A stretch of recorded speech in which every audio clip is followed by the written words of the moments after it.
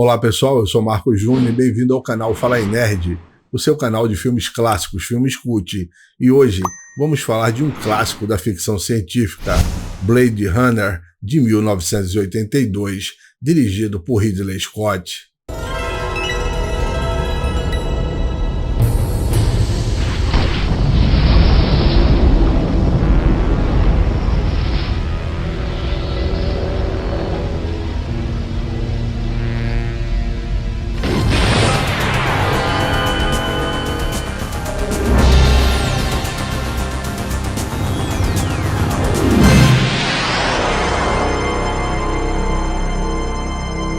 Produzido com 28 milhões de dólares, Blade Runner ganhou apenas 32 milhões de dólares, sendo um fracasso mundial.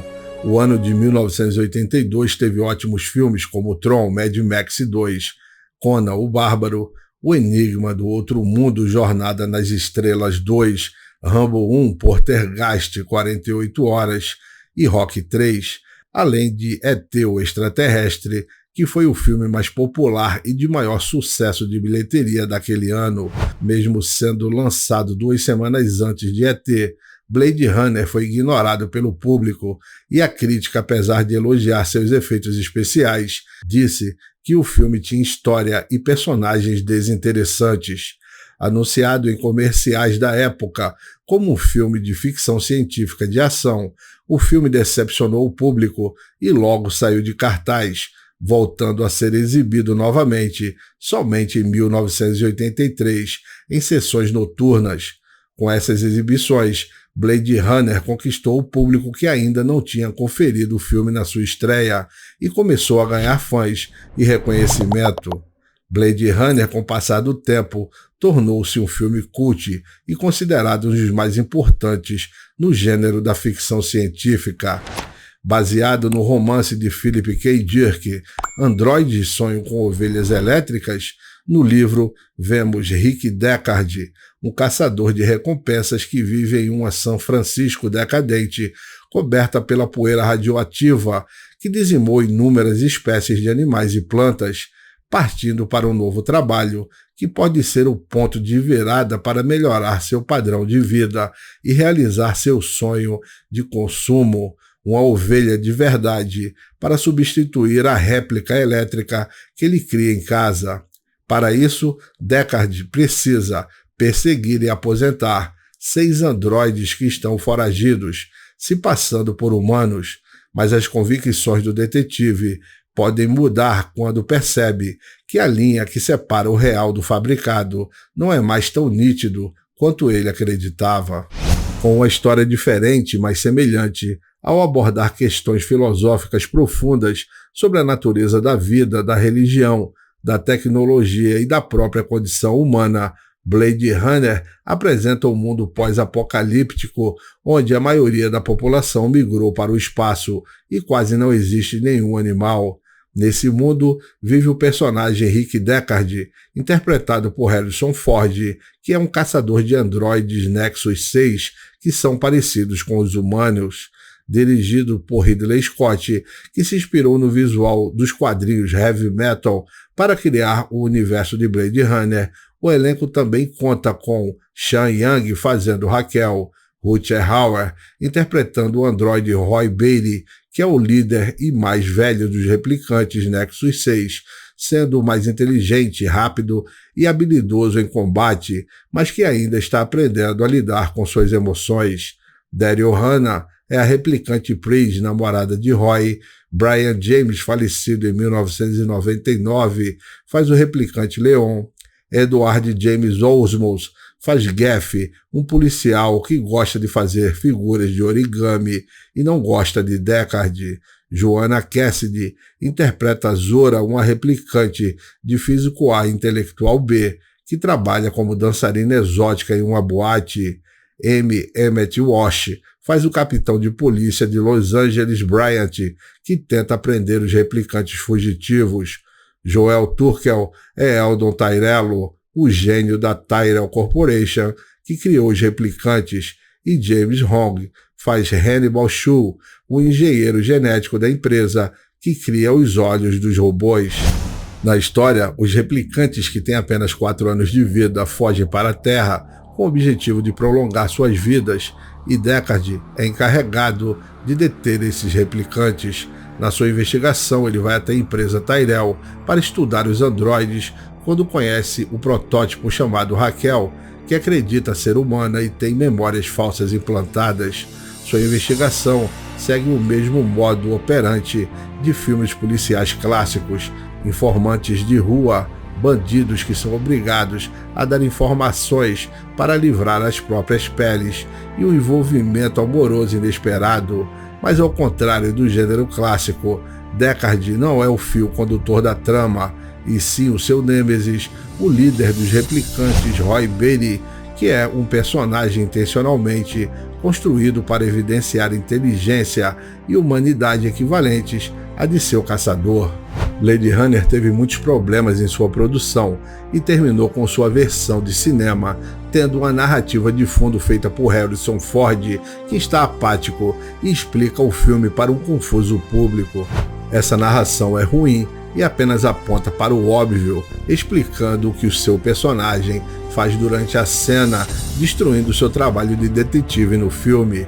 Outra imposição da produção foi mostrar um final feliz, com Deckard e Raquel indo para o campo, para as montanhas, viver seus últimos dias, e também não há indícios de que Deckard é um replicante neste filme. Existe também uma versão internacional que é mais violenta e estava em alta quando o filme foi lançado em disco laser e também na versão especial em DVD. Temos também o filme com a versão considerada como a do diretor, que define os replicantes de uma forma diferente. Não há a narração de fundo, exceto na cena de morte de Batty, onde não temos também a cena do unicórnio e não temos o final feliz. A música final é a do Planeta dos Macacos, pois a música de Vangelis não estava pronta quando o filme foi finalizado. Esta versão foi exibida em 1990 e 1991 nos cinemas como a versão do diretor, gerando muitas cópias pirata. Ridley Scott disse que essa não era a sua versão e a Warner planejou uma nova versão com o diretor, mas Ridley Scott, que estava envolvido em outros projetos, não teve o controle do filme e sua versão final não inclui narração de fundo, tem a sequência do unicórnio e o final feliz é removido, com a sugestão que Deckard é um replicante, confundindo o público ao terminar de forma ambígua. O filme foi restaurado e foram corrigidos seus problemas técnicos para combinar com a visão de Ridley Scott, passando de 35mm para 4K e 65mm para 8K. As imagens e sons ficaram belíssimos, sendo uma das melhores restaurações dos últimos anos. Os efeitos especiais do filme são os melhores já vistos na velha escola do cinema e dão vida para Los Angeles do futuro. A sequência inicial tem uma grande escala e sua fotografia apresenta carros voadores, explosões de fogo e prédios gigantescos como a pirâmide da empresa Tyrell. Um dos maiores clássicos do cinema sci-fi, foi um grande problema para seu estúdio durante sua produção. A versão oficial do diretor Ridley Scott nunca chegou aos cinemas por conta de problemas com os executivos. Segundo Harrison Ford, sua narração da história, inclusa na versão do cinema, foi uma forma de ajudar a esclarecer melhor o filme, todo cortado e editado para uma melhor aceitação do público. No final, a tal narração e a versão editada do longa foram massacradas pela crítica. Apenas com a versão do diretor que a produção se tornou o grande clássico que é hoje, cortando a narração e entrando de cabeça na ideia original da trama. Uma história triste para quem perdeu a chance de assistir na época por conta das críticas. Fracasso de bilheteria e recebido de forma muito reticente pela crítica. Quando originalmente lançado, Blade Runner é um filme neo-noir de Ridley Scott que tem seu foco principal na estética, deixando sua história para segundo plano, e pode não agradar a quem assista ao filme, que não desenvolve completamente seus personagens, inclusive o protagonista Rick Deckard, interpretado por Harrison Ford. Com status de filme cult, após a passagem do tempo, a obra de Scott se preocupa incessantemente com a estética que de fato é hipnotizante, a verdadeira alma do longa, carregando visualmente as diversas temáticas filosóficas que aborda. Em Blade Runner, vemos a discussão sobre a ética do homem agir como Deus e a mortalidade, que são elementos associados à trama do grupo de androides replicantes liderados por Roy Batey, que chega ilegalmente no planeta Terra e é caçado por Deckard. A narrativa imagética de Blade Runner foca numa percepção visual sobre o mundo com close-up em um olho que absorve a cidade, pontilhada por luzes, que cria a imagem de uma galáxia até a fala final de Roy Batey sobre suas experiências visuais em sua viagem pela galáxia, que foram mais ricas em 4 anos, que é o tempo padrão de vida dos replicantes, do que uma vida inteira dos humanos normais. A percepção do mundo pelos mais diversos pontos de vista torna a obra de Ridley Scott muito marcante. Seu visual bebe de clássicos imortais, como o filme Metrópolis de 1927 de Fritz Lang, Relíquia Macabra, filme de 1941, e outras fontes como o quadro Night Hanks de Edward Hopper. O visual marcante da revista francesa Heavy Metal, e é um filme com estilo visual noir, tirado das páginas dos livros de Raymond Chandler, além das camadas cyberpunk em cada uma das ruas de Los Angeles, que é confusamente cosmopolita, suja, escura, chuvosa e iluminada artificialmente. Pouco sabemos sobre a essência dos personagens, na sua maioria que são desagradáveis em face da sua falta de desenvolvimento devido à atmosfera opressora que Ridley Scott cria em Blade Runner. Deckard é um policial solitário e rabugento por natureza que se aposentou por começar a ter sentimentos sobre as vítimas que ele fez. Ele desenvolve remorso e arrependimento que termina em sua paixão imediata e de certa forma clichê por outro personagem arquétipo, uma bela mulher misteriosa de poucas palavras chamada Raquel, uma replicante protótipo inicialmente sem consciência de sua natureza, e é sua ligação com Deckard que abre espaço para a dolorosa revelação que vem com a possibilidade dela ter um tempo de vida extremamente curto, tempo esse determinado justamente para que os replicantes não desenvolvam sentimentos.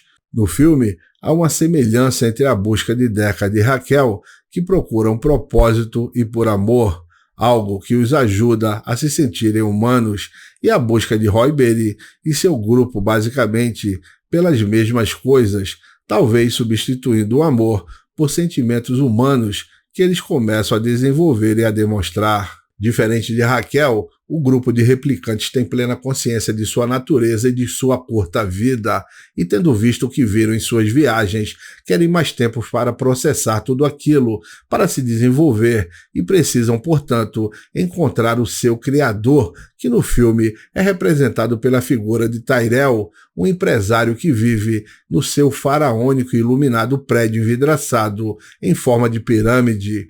Blade Runner é cheio de metáforas religiosas, com Tyrell visto como um deus e criador.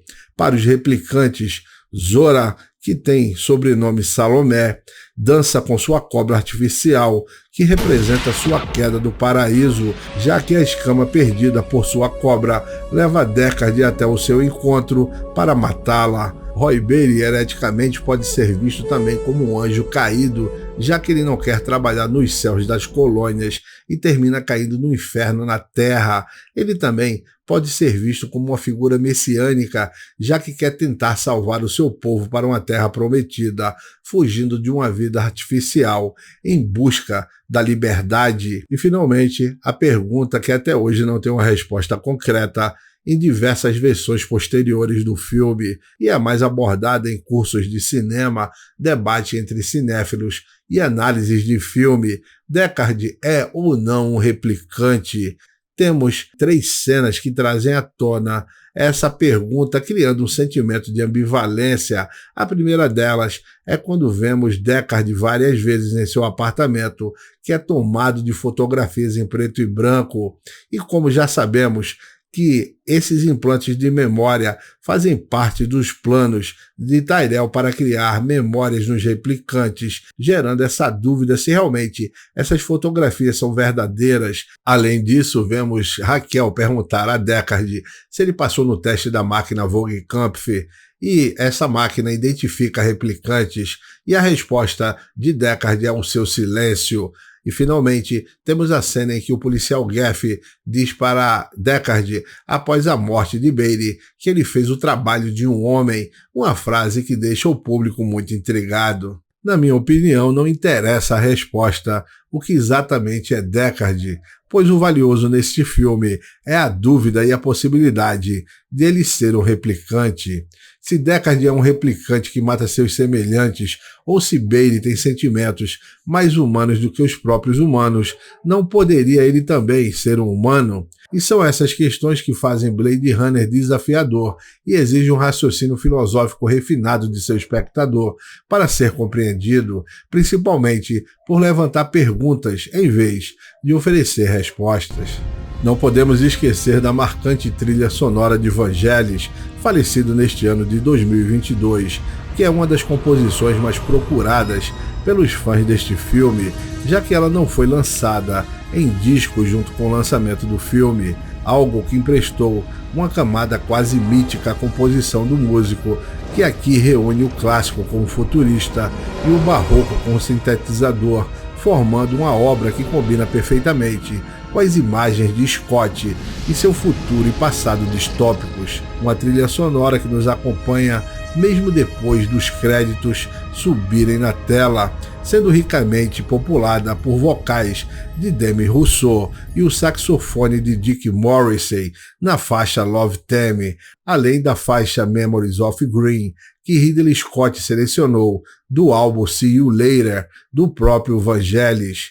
Além das composições de Vangelis, não podemos esquecer a trilha sonora de ambientação, com a música instrumental do grupo japonês de Ponyo nas sequências da cidade de Los Angeles. Nas versões originais de Blade Runner, eu acho que existe um problema, o seu epílogo, onde vemos Deckard e Raquel com a tomada aérea extraída do filme O Iluminado, fugindo em direção a um campo verdejante para viver o resto de suas vidas, destruindo toda a atmosfera pesada, caótica e pessimista construída de forma minuciosa por Ridley Scott, e esse momento delirante e excessivamente positivo surgindo do nada é muito surreal. Ver luz natural depois de quase 2 horas de imersão em uma cidade escura, suja e opressiva é muito estranho, e mesmo imaginando que o casal teria apenas algumas horas no mundo paradisíaco, isso já seria o suficiente para desconstruir tudo que foi visto na tela. Blade Runner não é um filme fácil de se gostar, que não foi feito para ser agradável ou bonito, com personagens construídos para nos identificarmos. Ele é uma experiência visual que exige observação e um olhar atento para os detalhes, para que ele seja absorvido como deveria ser. Ao ver várias versões deste filme, considero que Blade Runner é uma obra de arte pintada por Ridley Scott, onde a imagem é a protagonista. Nela, o diretor passa sua visão de futuro com uma estética que iniciou o gênero cyberpunk e inspirou muitos filmes feitos nos anos 90 e até hoje é discutido e analisado pelos cursos de cinema. Um filme que está na nossa memória quando pensamos em ficção científica e não caiu no esquecimento ou se perdeu no tempo, como as lágrimas debaixo da chuva. Por hoje é só, pessoal. Muito obrigado por ter me acompanhado até aqui. Se você é novo no canal, seja bem-vindo, inscreva-se, ative as notificações em todas e também, o mais importante, deixe o seu like e o seu comentário, que é muito importante, pois assim eu vou saber o seu feedback sobre esta crítica. E também, você que é inscrito, muito obrigado por dar suas opiniões suas sugestões de filmes, para que eu esteja aqui sempre fazendo essas críticas de filmes clássicos, filmes cult e também filmes novos sem spoilers, para sua diversão. Muito obrigado pela companhia de vocês, um forte abraço e até a próxima.